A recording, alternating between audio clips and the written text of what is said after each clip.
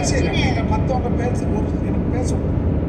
இல்ல நீங்க சொல்லுங்க. நான் கேட்கும் போதும் கேள்வி வருது. கேட்கதான் அதுக்கு சொல்லு. நீங்க கேள்வி நான் சொல்லிடுறேன்.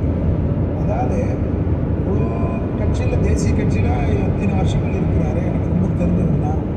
நான் என்ன கேட்குறேன், அண்ணாமலையை நீக்கிட்டாங்கன்னா என்ன பண்ணார்? உங்கள் கட்சியில் பெண்களை பற்றி ஆபாசமாக பேசிய ஒரு அமைச்சர், 2 அமைச்சர்கள் வேலு இருக்காங்க, பொன்முடி இருக்காங்க. எந்த அளவு தரம் கட்டு இன்றைக்கி தமிழக மக்களில் அவர்கள் பேசிய ஆபாச பேச்சுக்கு அவர்கள் கட்சியை சார்ந்த கனிமொழி அம்மாவே அதை கண்டிக்கக்கூடிய அளவுக்கு இருக்குது. அவங்கள அந்த அமைச்சரை கட்சி பணியிலேருந்து பொறுப்பை எடுத்துட்டா அது போதுமா? நாட்டுக்கு அமைச்சராக வந்தவர்கள் இவ்வளோ தரம் கட்டு பெண்களை பற்றி பேசுவது முதலமைச்சர் இந்நேரம் நீக்கி இருக்க விடாதா? நான் என்ன கேட்குறேன், ஒரு கட்சியில் எங்களோட கட்சியில் யாருடைய பதவி வேணால் எப்போ வேணால் மாறும். நான் என்ன சொல்கிறேன், ராகுல் காந்தி அம்மையார் போலியோ, ராகுல் Gandhiji polio, Priyanka polio, Indira Gandhi polio, Rajiv Gandhi polio எங்கள் கட்சியில் இவர்கள் தான் நிரந்தர தலைவர்கள் என்றோ அல்லது மற்ற கட்சியில் இருக்கிற போல இவங்க தான் நிரந்தர தலைவர்கள், நிரந்தர பொதுச் செயலாளர்ன்றது எங்கள் கட்சியில் கிடையாது. அது இல்லை சார். அதில் என்னோட கேள்வி என்னன்னா, அதிமுகவோட கூட்டணி பேச்சு ஆரம்பிக்கக்கூடிய அந்த சூழல்ல இங்கு அவர் மாற்றப்படுகிறார் என்ற அந்த செய்திகளும் வர தொடங்குகிறது. இதை வெறும் ஒரு கோயின்சிடன்ஸ் அப்படின்னு மட்டும் பார்த்து கடத்த. நான் என்ன கேட்குறேன், உங்களுக்கு கோயின்சிடன்ஸ் பண்ணலாம், நீங்கள் எப்படி வேணுமா பண்ணலாம். எங்கள் கட்சிக்கு அகில இந்திய கட்சி பாரதிய ஜனதாக்கு இந்திய அளவில் பார்த்தா காங்கிரஸ் எதிரி, தமிழ்நாட்டில் பார்த்தா எங்களுக்கு திராவிட முன்னேற்ற கழகம் தான் எதிரி. இப்போ எங்கள் கட்சிக்கு யாரெல்லாம் நாங்கள் ஒன்றா சேர்ந்து நீங்கள்லாம் இப்போ ஓப்பனாக சொல்கிறாருல 20 வருஷம் வைகோ சார் பேசின பேச்செல்லாம் போட்டு காட்டுட்டா, நாஞ்சில் சம்பத் சார் பேசின பேச்செல்லாம் போட்டு காட்டுட்டா, உங்கள் கட்சியை பற்றி ஒருத்தர் பேசுனது இந்திரா காந்தி அம்மையாரை பற்றி திராவிட முன்னேற்ற கழகம் போட்டு காட்டுட்டா, இவங்க பேசுனதெல்லாம் காது கொடுத்து கேட்க முடியாது. வைகோ சாரை பற்றி இவங்க பேசுனதெல்லாம் இவங்க இப்போ ஒரு கூட்டணி அமைச்சா அதெல்லாம் இவங்க 2025க்கு முன்னாடி பேசுனதெல்லாம் எடுக்கக்கூடாது ரெக்கார்டில். ஆனால் 2025க்கு அப்புறமா எங்களது மட்டும்தான் நீங்கள் ரெக்கார்டில் எடுப்பீங்க. நான் என்ன கேட்குறேன், இவங்களுக்கு வேண்டும்னா ஒரு பொது எதிரியை எதிர்க்கிறதுக்கு இவங்க எந்த அளவுக்கெல்லாம் அடித்து கொண்டு திராவிட முன்னேற்ற கழகத்திலிருந்து வெளியில் போய் திராவிட முன்னேற்ற கழகத்தை அழிப்பதற்காக வைகோ என்பவர் கட்சியில் தொடங்கினார். அவர் இப்போ ஒரு கூட்டணி வைத்து கொண்டால் அது நியாயம், தமிழக நலன், தமிழக மக்களுக்காக இருக்கக்கூடிய ஒரு விஷயம். ஆனால் பாரதிய ஜனதா கட்சியில் இருக்கக்கூடிய ஒரு தலைவர் அவர் அனைத்து இந்திய அண்ணா திராவிட முன்னேற்ற கழகத்தை பற்றி பேசிட்டு இப்போ நாங்கள் சேர்ந்துச்சுன்னா அது நம்பிக்கை துரோகம். நான் என்ன கேட்குறேன், காமன் மினிமம் ப்ரோக்ராம் எங்களுக்கு இன்னும் எலெக்ஷனுக்கு எவ்வளோ நாளுகள் இருக்குது, இன்னும் கிட்டத்தட்ட 12 அமாவாசை இருக்குது என் ஜோசி கணக்கில் இருக்கட்டும், நாங்கள் பொறுமையாக பார்த்துக்குறோம். நான் என்ன கேட்குறேன், உங்களுக்கு இப்போ என்ன பிரச்சனை? உங்களுக்கு ஏன் தூக்கம் கெடுது? உங்களுக்கு ஏன் பிரச்சனை? நான் என்ன கேட்குறேன், நாங்கள் பாரதிய ஜனதா கட்சியோட இவங்க வாஜ்பாய் அரசியல் இருக்கிறச்சு அப்போ நாங்கள் தீண்டத்தகாத கட்சி கிடையாது. ஏனென்றால் வாஜ்பாய் நல்லவர், உங்களுக்கு ஒரு சாக்கு. நான் என்ன கேட்குறேன், மோடிஜி வந்த பிறகு இந்திய திருநாட்டில் எத்தனை மத கலவரங்கள் வந்தது, எத்தனை மக்கள் கொல்லப்பட்டார்கள், கணக்கு கொடுங்க. சும்மா சிறுபான்மையினுடைய பாதுகாவலர்கள், சிறுபான்மையுடைய இவர்கள் சொல்லிட்டு இப்போ எல்லா சட்டத்திற்கும் உத்தரப்பிரதேசத்தில் எவ்வளோ சிறுபான்மையர்கள் இருக்காங்க, கேரளாவில் எவ்வளோ சிறுபான்மையர்கள் இருக்காங்க, எல்லா மகாராஷ்டிராவில் எவ்வளோ சிறுபான்மையர் இருக்காங்க. எல்லா இடத்துலையும் ஆட்சியில் இருந்த காங்கிரஸ் இன்னைக்கு சிறுக சிறுக சிறுக தேஞ்சு போயிட்டு எக்ஸை வச்சு பார்த்துட்டு இருக்கிறோம்.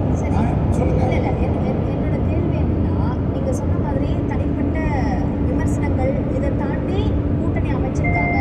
கூட்டணி அமைக்கிறது அவர்களோட முடிவு சார்ந்தது, விருப்பம் சார்ந்தது என்பதையே தன்னோட அறிக்கையில முதலமைச்சர் குறிப்பிட்டார். இன்னொரு கேள்வி என்ன முன்வைக்கிறாங்கன்னா, இப்போ தமிழ்நாட்டு மக்களுடைய பிரச்சனைகளாக சொல்லப்படக்கூடிய விஷயங்கள்ல இந்த கூட்டணி மூலமாக அதை தன்னுடைய நிபந்தனையாக வைத்து அதற்கான முடிவை அதிமுகவால பெற முடியுமா, அதற்கு பாஜக ஒத்துக்கொள்ளுமா அப்படின்னு கேட்குறாங்க. அதாவதுங்க, நாங்கள் என்ன கேட்குறோம், நீட்டை கொண்டு வந்தவங்கள விட்டுருவீங்க. எனக்கு புரியவே இல்லை இந்த நாட்டில். ஏன்னா அவங்க கொண்டு வந்துட்டாங்க, இப்போ நாங்கள் வேணான்னு சொல்கிறோம். நீங்கள் நான் என்ன கேட்குறேன், காந்தி செல்வம்னு ஒரு மந்திரியை கொண்டு வந்து பார்லிமெண்ட்டில் எல்லா மசோதாவும் தாக்கல் பண்ணுவீங்க. ஆனால் அவர் உங்கள் மந்திரியில் இப்போ இல்லைன்னொன்னே நீங்க வந்து என்ன பண்றீங்க? அவர் கொண்டு வந்த சட்டத்துக்கு அப்ப தப்பு இல்லை, எங்களுக்கு தெரியல, நாங்க கொண்டு வந்துட்டோம். ஆனா பாரதிய ஜனதா கட்சி வந்து அதை ஏன் பிடிக்குதுன்னா இது என்ன நியாயம்? சார், அதான் சார், இப்போ அவங்க சொல்லுங்க. செய்யற தப்பெல்லாம் தான் நீங்க சரி செய்யறீங்கன்னு இல்லைங்க, நான் என்ன சொல்றீங்க கேட்கிறேன், நான் யார் சார். பேசுறச்சா குறுக்கல வந்தேனா? இல்ல நீங்க வந்து நான் என்ன கேட்கிறேன்? இல்ல நான் எனக்கு இல்ல இல்ல நான் என்ன கேட்கிறேன்?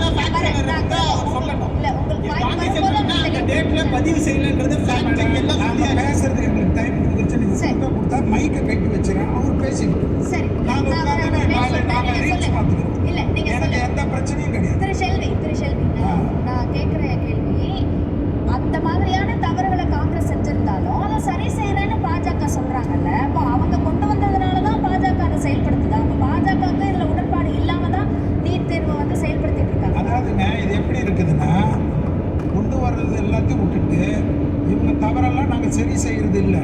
நாங்கள் என்ன கேட்குறோம், எங்களுக்கு அதில் உடன்பட்டா நாங்கள் செய்வோம். பேசிக் ப்ராக்டிஸ். நான் என்ன கேட்குறேன், நீட்டு ஆட்சியில்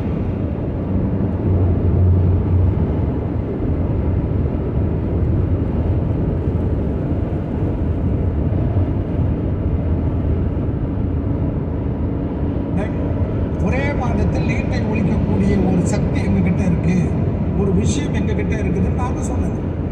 இன்னைக்கு வரையும் 4 வருஷம் ஆயிடுச்சு. ஒழிக்க வேண்டியதுன்னு எங்க கடமை இல்லை, நீங்க ஒழிக்க வேண்டியது தானே. நாங்கள் என்ன சொல்றோம், எங்களது அகில இந்திய அளவுக்கு எல்லாத்தையும் நாங்கள் கொண்டு வரக்கூடிய விஷயம் தமிழ்நாட்டுக்கு ஸ்பெஷலாக பார்க்க முடியாது. மற்ற ஸ்டேட்டில் எல்லா இடத்துலையும் கம்யூனிஸ்ட் ஆளக்கூடிய இவர்களுடைய ஸ்டேட்டில் அதில் முழு வரவேற்பு இருக்குது, பக்கத்து ஸ்டேட்லலாம் வரவேற்பு இருக்குது.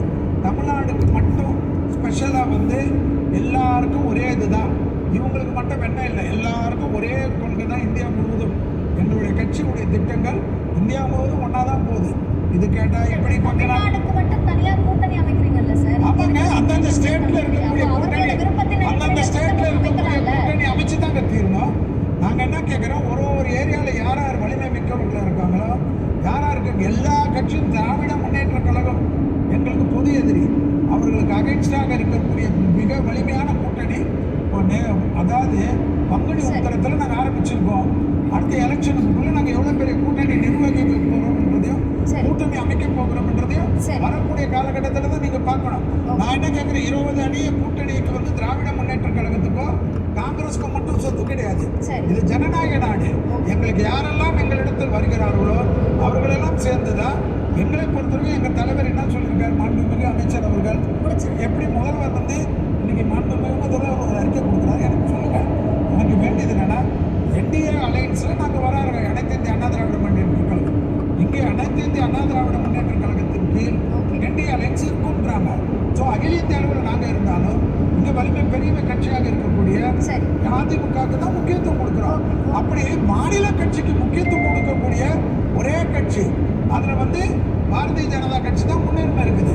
நாங்கள் 25 இடத்துல இருந்தோம், 18. நாங்கள் என்ன கேட்குறோம், வரும் 2 எம்பியில் வந்தோம். 2 எம்பியில் வந்து 3 தடவை இன்னைக்கு ஆட்சியை பிடிச்சிருக்கோம். சரி. ஸோ தமிழ்நாட்டில் 2026 நாங்கள் ஆட்சியை பிடிக்கிறதுக்கு என்னென்ன வேணுமோ பண்ண போகிறோம். சரி. மக்கள் ஓட்டளித்தா நாங்கள் ஆட்சியில் வருவோம்.